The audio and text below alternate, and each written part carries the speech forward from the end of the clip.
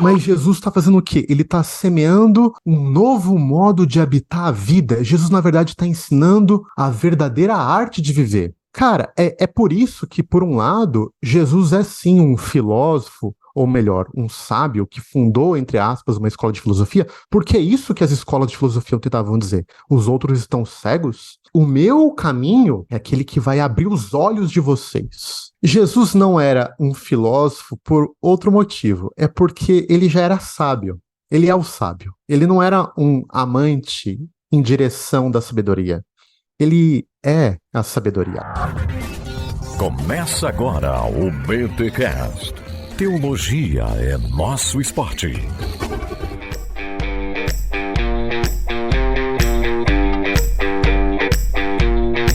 Muito bem. Começa mais um BTcast, o de número 550. Eu sou Rodrigo Bibo e o filósofo ele canta YouTube. But still haven't found what I'm looking for.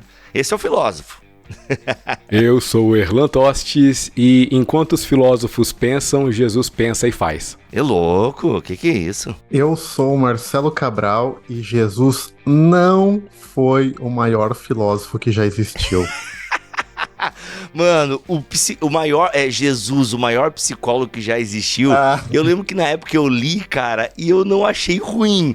Mas isso tem anos, né? Anos. Eu não sei como é que seria hoje ler esse livro. Agora, existiu o livro Jesus, o maior filósofo que já existiu? Existe. É a cara, né? E é um bom livro, tá? Sério? Olha aí. É, não um livro medíocre, não. Olha aí, muito bom, muito bom. Gente, estamos aqui com esses dois filosofentos, com esses estudantes de filosofia, formados já, né? Mas olha só, Marcelo Cabral, também acadêmico na área da filosofia, também aí com vários... Passou, né? Tu passou no doutorado de filosofia, né, Marcelo? Saiu já o Go, não Go, Go to Go, sei lá. Eu, lá na Holanda, eu deixei de ser um PhD student e virei um PhD candidate, né? Que é um tipo de qualificação lá, que eles chamam de entrevista do Weilhach. Eu tô no doutorado, daí depois de um tempo você tem que enviar vários documentos, capítulo de tese e tal, e daí tem uma entrevista com o chefe de departamento. E a resposta no final é go or stop. Se for stop, valeu, foi massa, você estudou doutorado por um tempo, mas você não vai pra frente, então tchau. E o Go legal, agora vai até o final. E eu ganhei o Go. Muito bom, cara, muito bom, parabéns, mano. Obrigado. Eu não faço nem... Só vendo o teu stories, eu já me senti burro, incompetente e pensando, eu jamais daria conta, porque só vendo teus stories, mano, tudo que tu teve que mandar pro pessoal, então só de te olhar ali, mano, eu fiquei assim, cara, né? Mas é em inglês, né, Marcelo? Não é em holandês, né? Não, em inglês. Ou menos mal, né? Porque holandês aí porque é uma outra língua muito zoada, assim, tipo, diferente, né? É uma língua nórdica, sei lá, o holandês é zoado, não é? Eu acho que é da família do alemão. Senhor, ou seja, não precisa nem dizer mais nada. Então, parabéns, mano. Não, mas é tudo em inglês. Parabéns. Tudo que eu escrevo, toda a orientação, as aulas lá são tudo em inglês. Legal. Mas é isso, galera. Neste podcast vamos conversar sobre Jesus e a filosofia. Afinal, Jesus foi um filósofo? Dá pra dizer que Jesus se encaixa dentro da categoria da filosofia, dos filósofos? Jesus utilizou a filosofia? E aí, vamos papear um pouquinho sobre isso. Lembrando que a gente está focando em Jesus. Sobre o apóstolo Paulo, são outras conversas. E aí a gente chama até a Ana aqui para falar de Sêneca e o apóstolo Paulo, estoicismo, enfim. Legal, hein? É outra conversa. Foco aqui é Jesus Cristo de Nazaré, Jerusalém e Atenas. A gente vai focar aqui em Jesus, tá bom? Pode ter alguma correspondência com o apóstolo Paulo? Até pode, mas o foco aqui é Jesus e a filosofia. Afinal, Jesus Cristo foi um filósofo? Fica aí com a gente, mas antes, é claro, os recados paroquiais. E ouve aí, né? Ouve os recados paroquiais, gente. É eles que pagam as contas. Se você gosta do Bibotalk, é por causa dos recados paroquiais que o Bibotalk existe. Então valoriza nós aí e valoriza os nossos clientes. Tá bom? É nóis. Daqui a pouco a gente volta.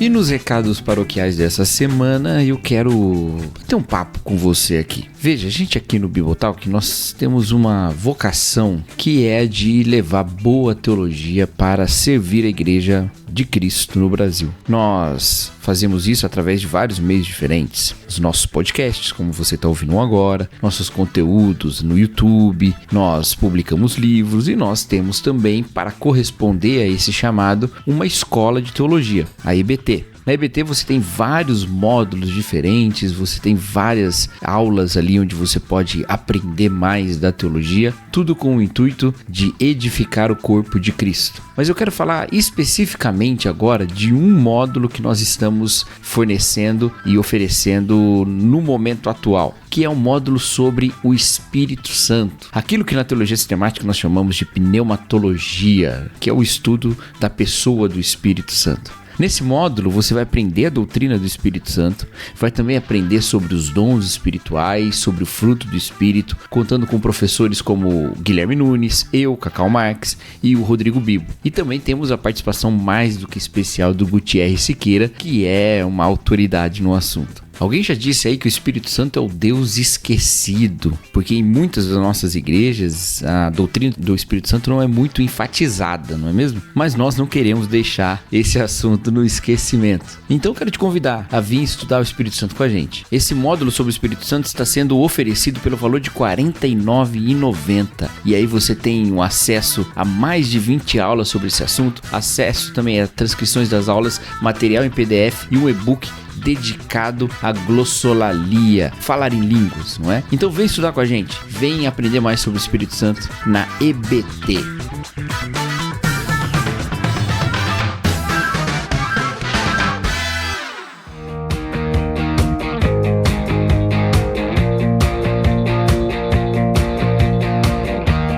Vamos lá, Erlan Tostes, você que é o senhor da pauta. Bora. Aliás, essa pauta aqui dá um livro, né, Erlan? Vamos primeiro lançar o livro de cultura pop na coleção. Olha aí. Dá um livro, cara. Responder essas perguntas aqui, esses tópicos, dá um livro. Quem sabe seja o teu segundo livro na coleção Teologia para Todos, hein, Erlan? O primeiro é sobre cultura pop. Aliás, como é que ficou o nome do livro da cultura pop, Erlan? Ficou maravilhoso, né? Onde está Deus na cultura pop? Olha, gente, sensacional. Mas Ivo pode ser a sua segunda participação nessa coleção, é esse podcast e essa pauta aqui. Mas vamos lá, filosofia, Jesus, vamos dar um panorama e, calma, você que não entende nada de filosofia, talvez não entenda muito de Jesus, fica tranquilo, esse aqui é um programa bem introdutório pra gente estar pensando um pouco. E todo mundo teve filosofia, né, gente? Ensino médio. Talvez você não levou a sério, como eu, mas todo mundo teve filosofia aí, que você passou pelo ensino médio, teve filosofia, então você sabe que existe essa disciplina. Erlan, filosofia, definições, abordagens, como é que a gente poderia definir rápidas palavras e, a partir do seu ponto de vista, o que é a filosofia? É curioso, porque se a gente fosse perguntar sobre o que é matemática, a gente responderia de uma forma, o que é física, de outra forma, o que é geografia, de outra forma, mas para responder o que é filosofia, a gente precisa usar da filosofia. Ela é um tipo de meta-resposta, né? Você responde usando a própria resposta. Então, essa filosofia é uma atividade essencialmente humana, intelectual, que busca compreensão do mundo ao redor e das relações que existem entre o mundo material, o mundo metafísico, tudo que existe e pode ser pensado, né? Então, são desenvolvimento de conceitos, de ideias para que nos ajudem a compreender o que existe. A existência é refletida através da filosofia. Acho que dá para ser um bom ponto de partida. Se você juntasse 100 filósofos e fizesse essa pergunta para cada um deles, é provável que você tivesse 100 respostas diferentes, né? Claro que não totalmente diferentes, não necessariamente contraditórias, mas assim, como o próprio Erlan disse, diferentes perspectivas, diferentes entendimentos, diferentes tradições filosóficas têm um entendimento diferente do que é a atividade da filosofia. Mas, em vez de responder essa sua pergunta, eu vou responder uma outra, porque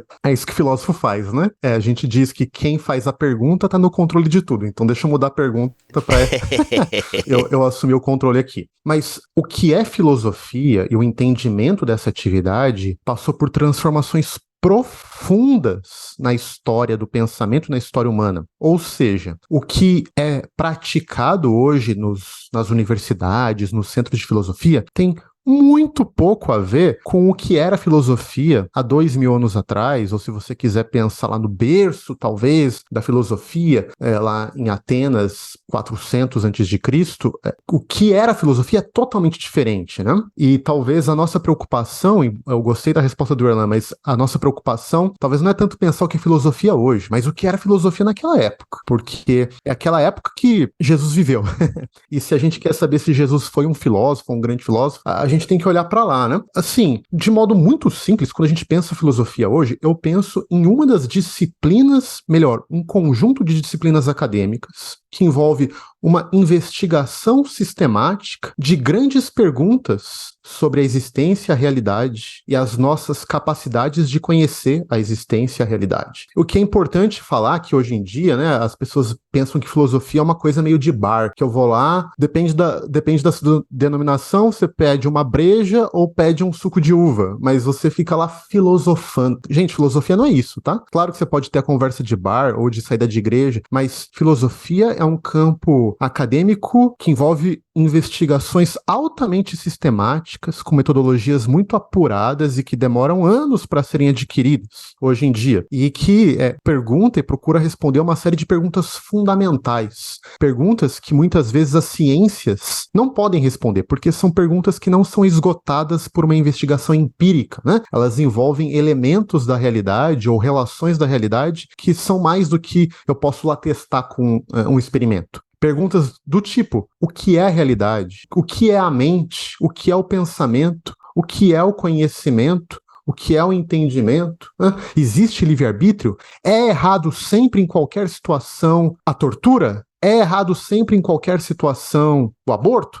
Todas essas são perguntas filosóficas, porque a ciência não tem as ferramentas para responder. Então é isso que a filosofia trata hoje. Mas eu quero falar do que tratava há 2000 anos atrás. Isso. Mas eu acho que tu foi muito, assim, elitista na tua resposta, Marcelo, porque, poxa, é tão legal a gente usar ele tá filosofando quando a pessoa tá falando uma coisa difícil. Isso aí a gente usa direto, né, mano? O cara fala uma coisa difícil, agora vou dar uma filosofada aqui e tal. Uhum. A gente associa filosofada, né? Ou seja, o cara tá filosofando quando ele fala uma coisa difícil e tal, ou que não tem muito sentido.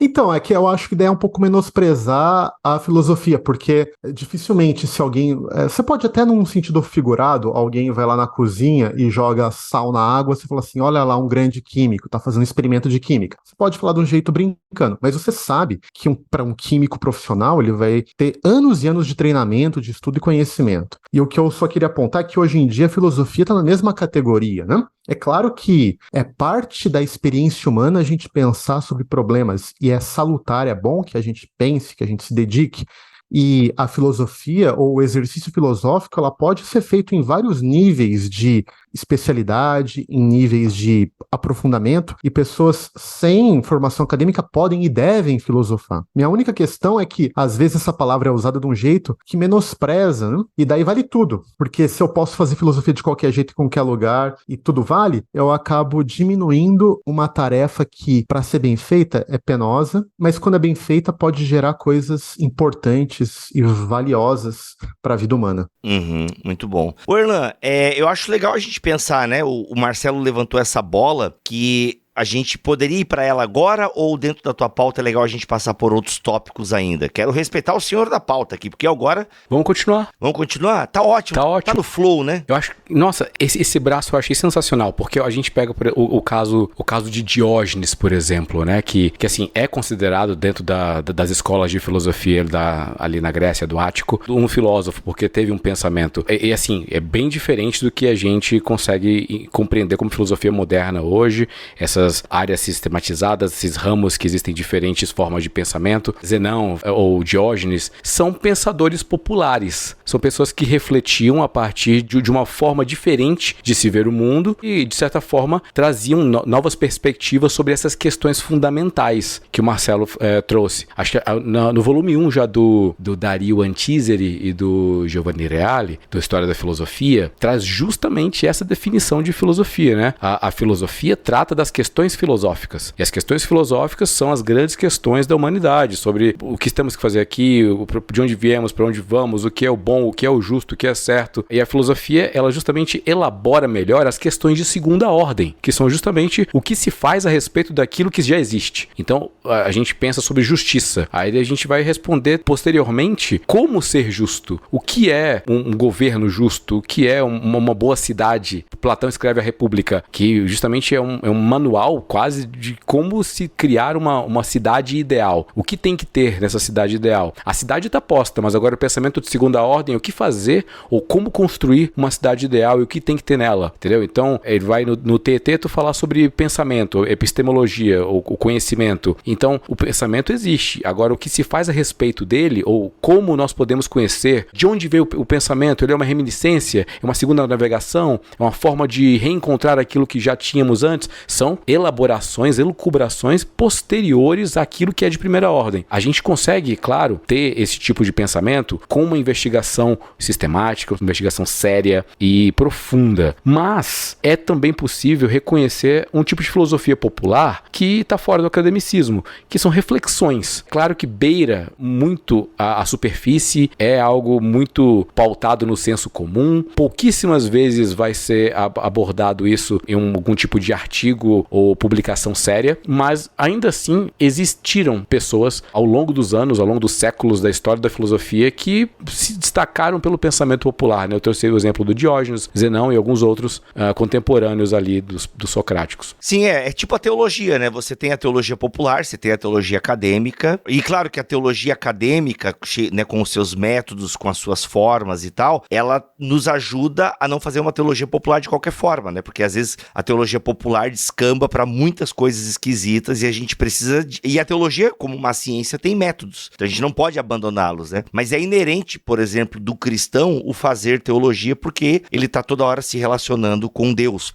né? Da forma dele, intermediado pela cultura dele. Então, a teologia para o cristão é inevitável, né? Perfeito. E a filosofia talvez seja evitável, mas faz parte do pensar a vida também, né? Até porque os filósofos, de alguma forma, se eu não estou enganado, eles instigavam, porque os filósofos não falavam só para os filósofos, ou falavam. A ideia deles também não era popularizar um pensamento e uma ideia? Eita, a pergunta foi boa, hein? Cara, então deixa eu fazer um pulo do presente para o passado. Para fechar o presente, desde a emergência da ciência moderna, né, isso colocou um problema para a filosofia. O que sobraria para a filosofia agora que as ciências gozam de um tipo de prestígio e de resultados impressionantes? Se você for ver muito da filosofia do século XX em diante, é filosofia da ciência, filosofia da linguagem, da matemática, da lógica, dos conceitos, da organização das palavras, do sentido das palavras. Então, no século XX e século XXI, a gente pode dizer que a atividade filosófica é uma atividade eminentemente teórica, intelectual, ok? É uma disciplina que eu vou lá para a escola estudar. As pessoas pensam em filosofia, elas pensam em uma das matérias da escola, né? Que eu tenho que saber alguma coisa que talvez perguntem no vestibular de Kant, ou de Descartes, ou de Tomás de Aquino, ou quem sabe de algum filósofo mais contemporâneo. Mas voltemos 2000 anos atrás.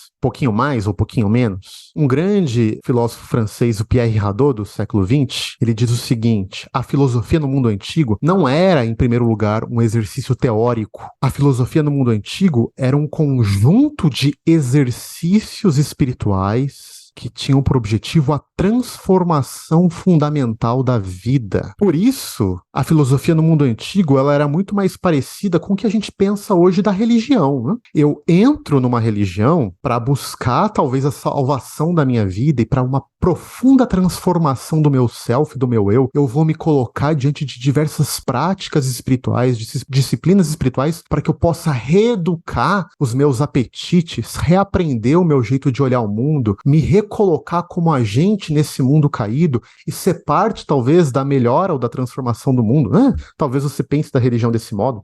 E é exatamente o que era a filosofia no mundo antigo. Veja, então ela não era, em primeiro lugar, um conjunto de ideias que eu iria adquirir. Era um conjunto de práticas para o seu novo tipo de ser humano. E que tipo de ser humano é esse? É o sábio. É o sábio, é esse tipo de ser humano que eu quero ser. Quem somos nós? Quem somos todos nós?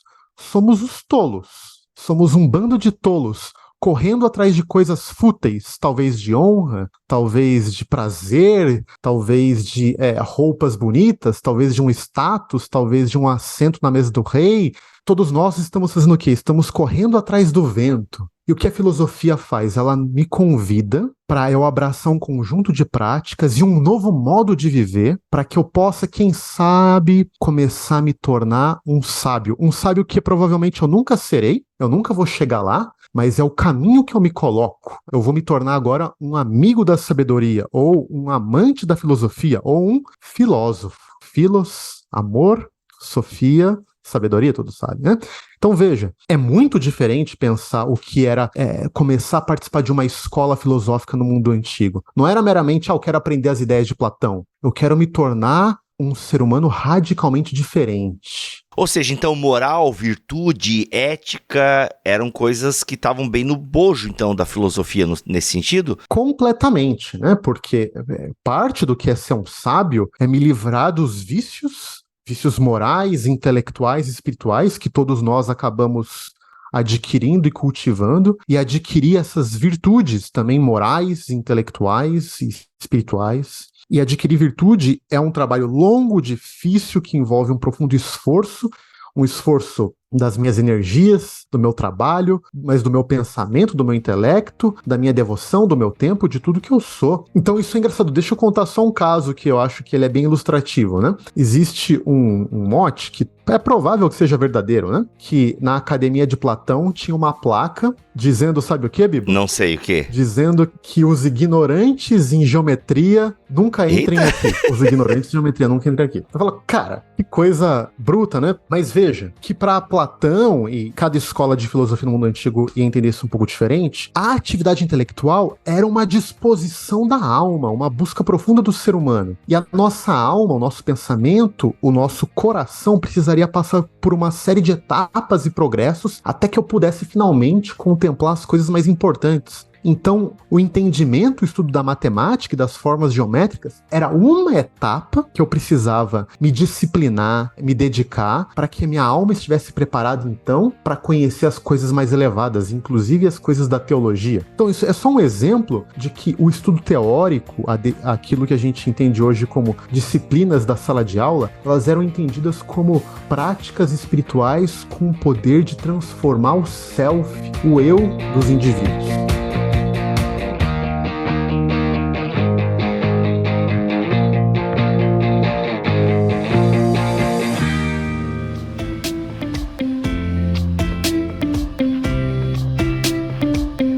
Tem um ensaísta brasileiro que eu gosto bastante, José Paulo Paes. Ele escreve um livro de ensaios e um dele ele coloca um mini conto, um diálogo curto que é assim. Ele fala assim: 2 e 2 são 3, disse o louco. Não, não são, berrou o tolo. Talvez sejam, resmungou o sábio. Então, é claro, a gente está falando aqui sobre investigação, sobre o conhecimento, sobre questões fundamentais. E eu acho que um dos pressupostos do filósofo é a dúvida. A dúvida é esse combustível para o desenvolvimento do pensamento. É essa ideia de que quanto mais certeza eu tenho, menos condições de afirmar sobre a certeza. Então, é claro, quando se faz filosofia, mesmo seja popular ou seja acadêmica, estrita, metodológica, uma das questões é a desconfiança. E é claro, já indo em direção, fazendo um movimento à pauta do Jesus filósofo, é estranho pensar alguém que sabe plenamente sobre si, sobre o outro, sobre o mundo, imaginar que essa pessoa teria dúvidas sobre alguma coisa que ele falaria, entendeu? A ponto de torná-lo um filósofo. Um dos critérios do filósofo falta no Jesus que a gente está propondo aqui, né? Ele não tem dúvida,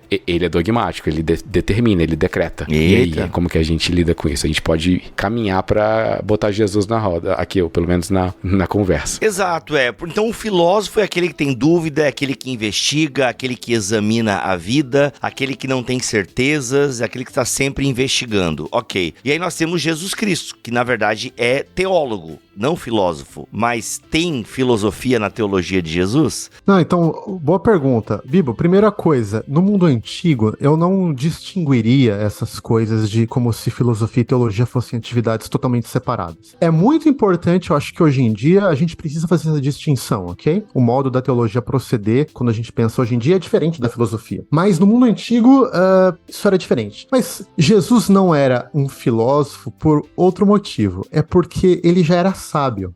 Ele é o sábio. Ele não era um amante em direção da sabedoria. Ele é a sabedoria. Agora, veja que coisa interessante, né? Porque que, de um lado, assim, claro que quando a gente, depende de como a gente usa a palavra, Jesus é um filósofo. Os líderes das escolas de filosofia e os seus seguidores, eles eram grupos pequenos. As escolas de filosofia eram grupos pequenos. E a maioria das pessoas olhava para eles e viam eles como loucos, pirados. Você vai ver, na época de Sócrates, Platão, por exemplo, você tem vários escritos dos cômicos gregos tirando sarro. Esses caras são pirados, né? Porque eles eram vistos como loucos. Eram pessoas que não se importavam com as regras sociais, com as normas sociais, né? As normas da honra, as normas da riqueza, as normas que governavam a maioria das pessoas no mundo antigo e talvez ainda hoje.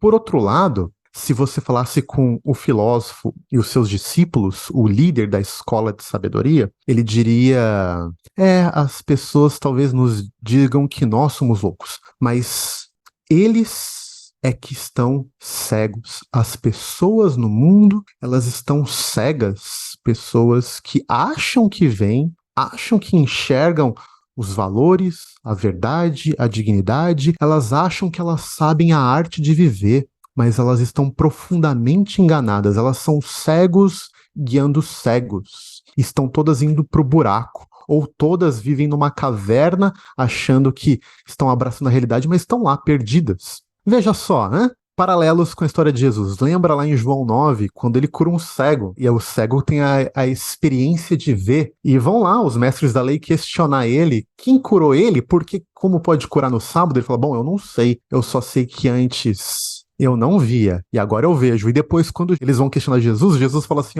vocês estão mais cegos do que vocês imaginam. Vocês acham que vocês veem, vocês acham que vocês entendem, mas vocês estão cegos. E a não ser que vocês se tornem meus discípulos, a não ser que vocês adotem o meu caminho, em outras palavras, a não ser que vocês busquem o meu modo de sabedoria, vocês vão continuar cegos. Sai de João, vai para os evangelhos sinóticos. Qual que é o padrão que a gente tem? Muito claro em Marcos, de capítulos 1 a 8, né? Jesus começa a contar parábolas, histórias de sabedoria. Claro, cada parábola tem o seu conteúdo, talvez a sua moral, etc. Mas deixa isso de lado e pensa o método de Jesus. O que acontece em Marcos? E a gente vê repetidas vezes. Jesus conta a parábola e o que as pessoas, elas entendem ou não entendem? Não entendem. Não entendem. Elas estão cegas, estão surdas. Mas Jesus está fazendo o quê? Ele está semeando um novo modo de habitar a vida. Jesus, na verdade, está ensinando a verdadeira arte de viver. Cara, é por isso que, por um lado, Jesus é sim um filósofo, ou melhor, um sábio que fundou, entre aspas, uma escola de filosofia, porque é isso que as escolas de filosofia tentavam dizer. Os outros estão cegos? O meu caminho é aquele que vai abrir os olhos de vocês, que vai permitir que vocês enxerguem as coisas como elas de fato são, as coisas pelas quais vale a pena viver e talvez até o jeito certo de morrer. Caramba, muito bom. Erlan, não sei se tu quer complementar essa fala do Cabral ou se eu posso te fazer uma outra pergunta que eu acho que cabe agora, no sentido de que o que aproxima Jesus dos filósofos e o que o distingue? Eu acho que na resposta aqui que o Marcelo acabou de dar, nessa explanação, a gente já tem algumas respostas possíveis para essa pergunta, mas eu queria te ouvir em relação a isso. O que aproxima Jesus dos filósofos do seu tempo e o que o distingue? Perfeito. Acho que dá para fazer um paralelo imediato entre Jerusalém e Atenas, né? Entre o que Jesus fez no primeiro século e o que alguns séculos antes talvez Sócrates tenha proposto nas ruas de Atenas. Sócrates propõe uma nova forma de se interpretar, de se ler o mundo, propõe reflexões às pessoas sobre tradições que elas já seguiam cegamente, talvez, na sua realidade. Então, Jesus também, ele propõe algum tipo de reflexão ou um reframe, né? Uma nova forma de se enxergar as tradições. Então, Jesus aí vai falar: ouvistes o que foi dito aos antigos, né? Olho por olho, dente por dente. Eu, porém, vos digo. Jesus constantemente, pelo menos em Mateus, usa essa expressão. Eu, porém, vos digo. Vocês ouviram? Eu, porém, vos digo, façam outra coisa. Então, não resistam ao homem mau. Se alguém te bater na face direita, oferece à esquerda. Ele vai falar sobre algumas tradições do Corban, de lavar as mãos. Enfim, algumas tradições pautadas no sábado. São tradições que são comportamentais, são litúrgicas. E Jesus está falando, olha, existe algo cujo juízo de valor é superior ao que vocês estão vivendo no cotidiano. Então, um leproso ou um paraplégico que se levanta e pega a cama e anda, isso tem um valor muito maior do que estritamente cumprir uma tradição de não poder andar mais de uma légua no dia de sábado. Então, Jesus está fazendo algum tipo de coisa, algum movimento parecido com o que Sócrates fez, e as acusações se parecem também, porque Sócrates era aquele que era considerado como um rebelde, alguém que estava ali corrompendo os bons costumes, as tradições, inclusive as ordens religiosas de Atenas, enquanto Jesus também é visto com maus olhos pelas autoridades religiosas e até, de certa forma, existe uma crítica ao pensamento que ele está trazendo ali. É claro que essa figura do sábio, do mestre, daquela pessoa que tem discípulos, que caminha, é muito comum no Oriente, se afasta um pouco dessa ideia de alguém que funda uma escola de pensamento formal, tal como foi a Academia de Platão ou o Jardim de Epicuro. A gente vai vendo esses movimentos. Jesus, ele não tinha essa ideia de formação intelectual de seus discípulos. Ele era mais pautado, ao invés da reflexão de conjecturas e de pensamentos abstratos, talvez muito mais pautado na ideia de existe uma revelação superior. Ouçam dessas palavras. Os discípulos falam: para onde nós iremos? Só tu, Senhor, tens palavras de vida eterna. Talvez a gente comece a ver um distanciamento substancial entre as palavras. Vamos pegar o exemplo aqui de Platão e Aristóteles. Aristóteles rompe com a ideia platônica, e ao ponto que Jesus ele estabelece absolutos eternos. Tanto é que a gente está aqui em 2023 falando sobre as palavras dele e seguindo as palavras dele. Então, me parece que essa sempiternidade, né, essa dimensão atemporal da revelação que Jesus traz em seu discurso é um distanciamento que existe das reflexões e do convite às reflexões que Sócrates estabeleceu na sua Maiêutica, de que Aristóteles fez numa investigação na natureza, de que Platão fez uma idealização do que deveria acontecer, né? Tanto é que quem não era geômetra não poderia entrar ali, porque não conseguiria enxergar que a realidade ideal da geometria, das formas geométricas, era muito superior à realidade que existia ali na natureza. Então, assim, cada filósofo vai ter uma ênfase específica. Jesus, ele não tem ênfase em reflexão, apesar de que tem reflexões no pensamento dele, mas a ênfase dele é em uma revelação. E aqui acho que é uma grande diferença entre o que é fazer filosofia na Grécia ou em qualquer outro local, pode ser no Ocidente aqui, pode ser na Alemanha idealista, pode ser no Brasil, com qualquer filósofo que chegar aqui. Mas Jesus, ele tem uma revelação divina, isso diferencia. Eu comecei com um byte de que Jesus não foi o maior filósofo que já existiu, mas pelo seguinte, é melhor, eu acredito, talvez seja mais salutar, a gente pensar não como todos os exercícios dos sábios do mundo antigo eram formas de filosofia. Não. O que a gente tem eram diversas tradições de sabedoria, de propostas de como entender a vida e qual é a melhor arte de viver, o aprendizado da arte de viver. Agora, a filosofia é um termo grego, e a filosofia, então, como um termo grego, surgiu na Grécia com preocupações particulares, com um conjunto limitado de questões, com um método de encarar essas questões e a transformação do self, que é particular da Grécia, ok, depois legou para o Ocidente e se transmitiu com muita coisa boa. Eu continuo nesse mundo aí, ok? Mas o que eu quero só apontar é que Jesus estava em outro lugar do mundo, ele era herdeiro, por assim dizer, de uma tradição que tinha outras raízes, uma tradição hebraica. É claro que o mundo de Jesus já era um mundo helenizado, então a gente sabe que a própria Septuaginta era uma tradução para o grego da Bíblia hebraica, mas é importante a gente entender que Jesus não estava numa continuidade com as discussões de Atenas. Era uma outra tradição, com outras raízes, mesmo com outros temas teóricos, e por isso que quando a gente fala de Jesus como filósofo, a gente tem que... Ok, a gente pode usar, dependendo do que a gente quer dizer, mas com um cuidado maior.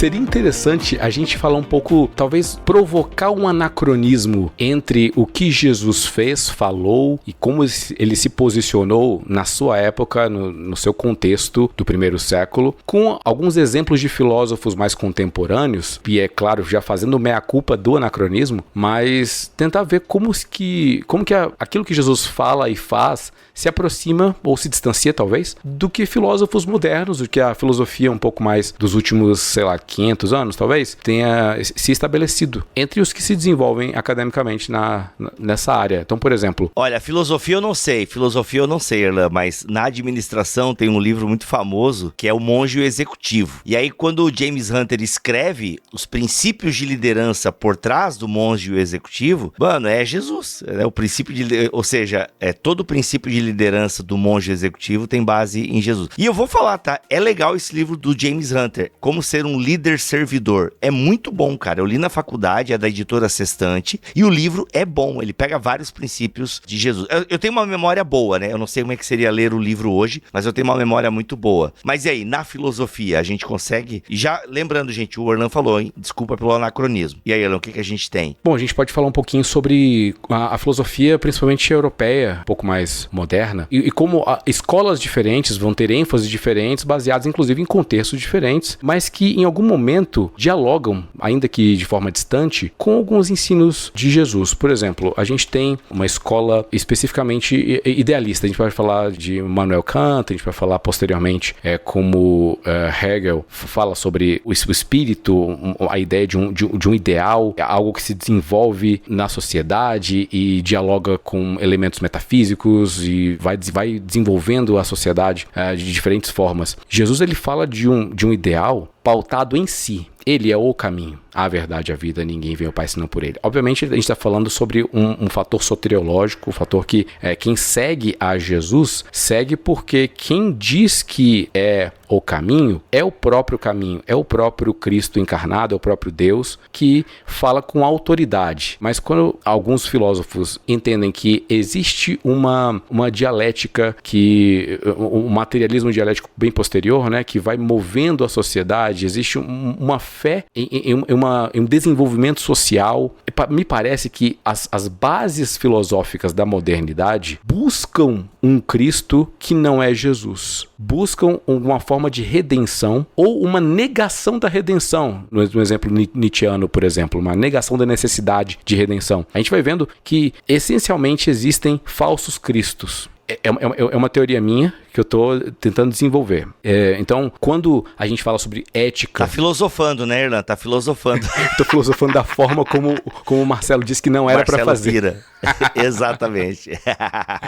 Então, alguns desenvolvimentos na sociedade de ideias filosóficas se aplicam na política, na economia, na ética, nas relações humanas, que não são apenas formas de se ter um raio-x da sociedade, mas propostas de como a sociedade tem que ser guiada. Então, a gente vai vendo várias correntes filosóficas que tentam encontrar respostas, sendo que Jesus, ele dá respostas para perguntas que não eram feitas para ele. Na filosofia moderna existem perguntas que todos fazem e os filósofos tentam dar respostas. Jesus é aquele que dá respostas. Quando as pessoas perguntam para ele, ele responde com outra pergunta ou com respostas de perguntas que não foram feitas, entendeu? Então eu acho que existe uma tensão nas comparações entre aquilo que Jesus estabelece como sabedoria, como princípios éticos, princípios do reino, de construção de sociedade, principalmente, de construção de relação de alteridade, e aquilo que se propõe em grandes correntes filosóficas modernas, talvez busquem uma redenção em outro objeto ou a negação dessa redenção. Eu vou pegar exemplo, um filósofo que é contemporâneo, todo mundo que tá meio que na moda, é o Byung-Chul Han, o sul-coreano, fala sobre diversas características que a sociedade moderna tem. Uma delas a sobrecarga, a ideia da sociedade do desempenho, de muita pressão, de entrega, e tem que render, tô na correria, é a ideia de que é necessário um tempo para reflexão, para contemplação. Jesus é aquele que diz: vinde a mim os que estão cansados, sobrecarregados, oprimidos, eu vos aliviarei. É uma ideia de que Jesus é a resposta para um diagnóstico que foi levantado da nossa sociedade. Nossa sociedade está cansada, está sobrecarregada, tem coisa demais acontecendo. Jesus é a resposta. Jean-Paul Sartre, ele identifica, por outro lado, que o inferno são os outros, que a alteridade é um problema, de que o outro é a razão do meu incômodo. Então, assim, talvez existe uma análise autoexistencialista que enfatize responsabilidade pessoal, exija liberdade de escolha e que assim, eu posso resolver meus próprios problemas. Mas Jesus fala sobre o poder do perdão, do perdoar para ser perdoado, de amar o próximo como a si mesmo, de uma ideia de que é necessária uma dimensão comunitária, uma dimensão que converse com o próximo. E a reconciliação é o alívio do fardo. Então, é uma resposta àquilo que o Sartre está propondo em um outro espectro. O Michel Foucault, por exemplo, também vai fazer uma análise da sociedade, identificar problemas de natureza moral, problemas ali de como a sociedade está organizada, problemas pautados na loucura, pautados na tortura, no encarceramento e na negação das pulsões básicas. Jesus está falando para que a gente encontre nele mesmo a nossa identidade. Nós enxergamos em Jesus o Pai, e quando enxergamos o Pai, vemos o Filho,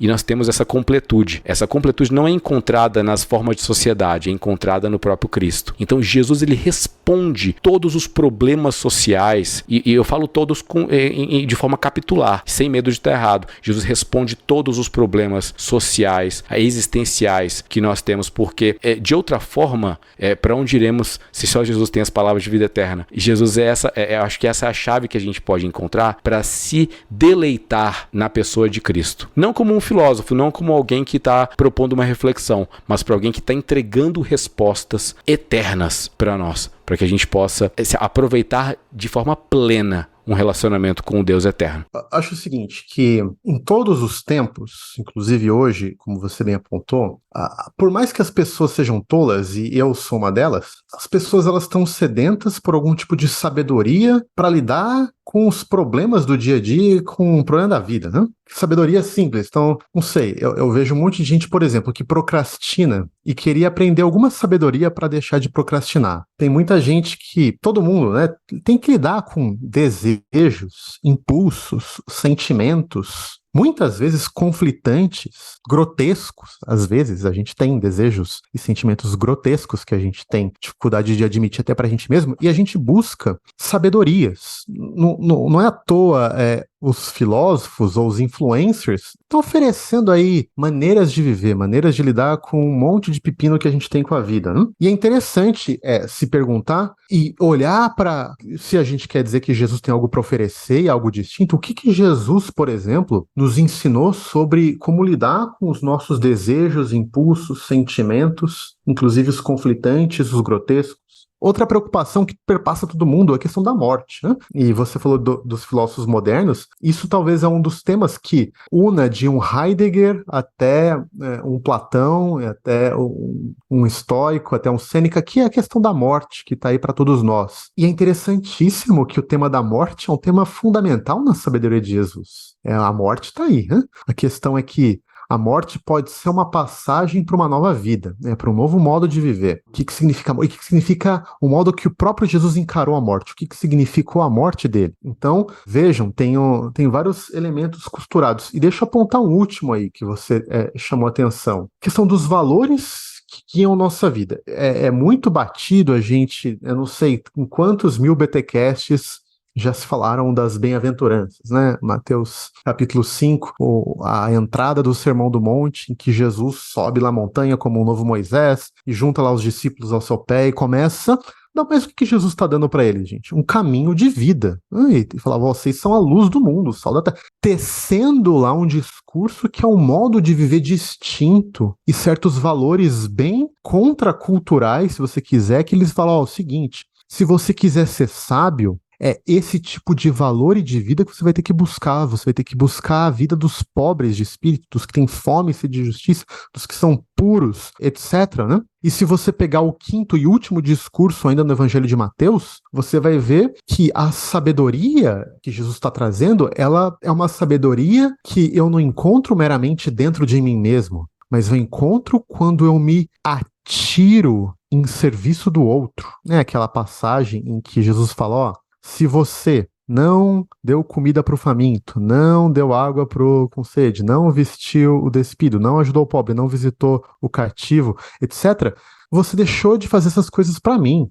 De novo, o que tem aí por trás? É todo um modo de trazer a sabedoria. O que é a vida? Qual que é a arte de viver? Qual que é a vida do sábio? O que um sábio deve fazer para se tornar um sábio? Alguém que ama e que busca a sabedoria, como diz lá em Provérbios. Alguém que ouve o convite da sabedoria e decide aceitar esse convite e ir atrás dele. O que isso se parece? Se parece com alguém que tem fome e sede de justiça e, por isso, quando vê alguém com fome, vai lá alimentar. Então, o que eu acho fascinante de Jesus, e concordo com você, Lá, que é altamente contracultural, em relação a filósofos e influencers de quase todas as épocas, é que essa sabedoria, ela só vai ser adquirida numa vida de serviço em relação ao outro, numa vida em que aquilo que eu almejo com todo o meu coração são bem-aventuranças que o mundo despreza. São nesses caminhos em que eu tenho alguma chance de ganhar alguma sabedoria nessa vida. Gente, lembrando que aqui em bibotalk.com a gente já tem um episódio chamado Filosofia Bíblica, onde a gente faz uma introdução ao livro do Drew Johnson, tá bem legal. Eu acho que no nosso papo com o Luiz Saião, a gente aborda também um pouco do jeito hebreu de pensar, né, da filosofia hebraica, por assim dizer. E nós temos um papo também com o Marcelo Berti sobre Eclesiastes, onde a gente também vai arranhar um pouquinho dessas questões ali. Mas vamos lá, amigos. Palavra final sobre esse tema, Jesus e a filosofia. Marcelo Cabral, por gentileza, valendo!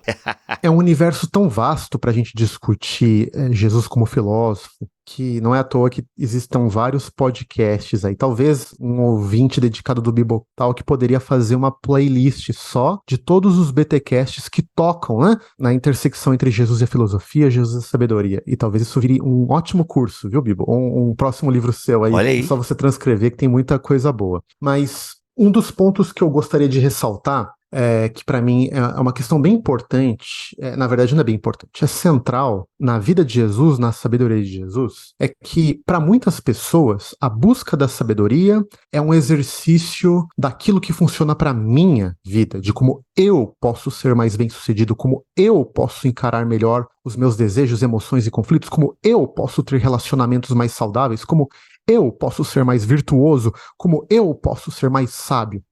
Mas a espiritualidade, a sabedoria e, se a gente quiser, a filosofia de Jesus é uma filosofia profundamente comunitária, coletiva. É uma sabedoria que visa não a transformação do self meramente, também, mas não meramente, mas é a edificação de uma comunidade. É uma sabedoria que não está tão preocupada se eu amanhã vou estar melhor, mas que vai estar preocupada se a minha comunidade amanhã florescerá. É uma sabedoria que não é tão orientada para o meu autocontrole meramente. Também, mas não meramente. Mas é se a minha comunidade tem acesso a bens fundamentais e a uma vida e a relações de amor. De amor é uma sabedoria que não é medida meramente pelo ganho moral, mas pelas trocas genuínas de amor, de serviço, de companheirismo, de amizade que são ali constituídas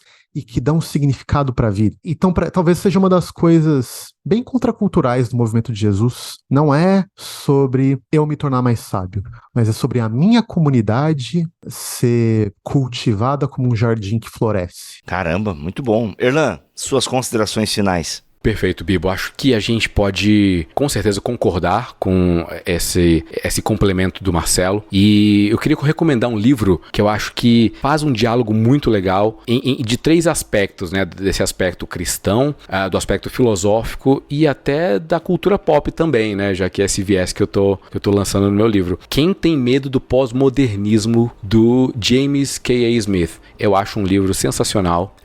O Cacau gosta também desse livro aí. Esse livro é muito legal. Ele cita, você lembra daquele filme Memento, Amnésia? Sim. O James, ele faz um diálogo entre o Derrida e esse filme. Então é um tipo de... Cara, ele gosta de Derrida, né? Porque ele tem um outro também que acho que é da mesma editora, o Diabo Le Derrida, não é? O Diabo Le Derrida, perfeito, é isso mesmo. Caraca. Nossa, é sensacional. Então, recomendo. já dá pra fazer esse diálogo entre cristianismo, filosofia e cultura. Uhum. Aliás, o J.K. Smith, ele tem o Pensando em Línguas, Isso. que vai misturar um pouquinho também filosofia com questão da teologia pentecostal. Não é isso? Pensando em Línguas, acho que tem um pouco essa pegada. Isso mesmo. De filosofia e teologia pentecostal. Olha aí, muito bom mesmo. E tem o Drew Johnson, que a gente falou aqui, o Filosofia Bíblica, que também vai te dar um panorama bem legal.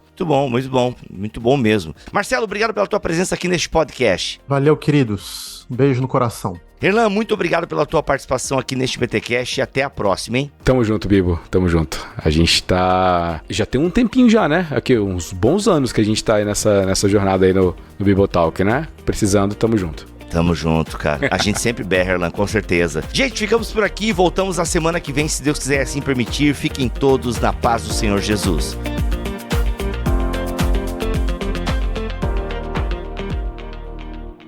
Este podcast foi editado por Bibotalk Produções.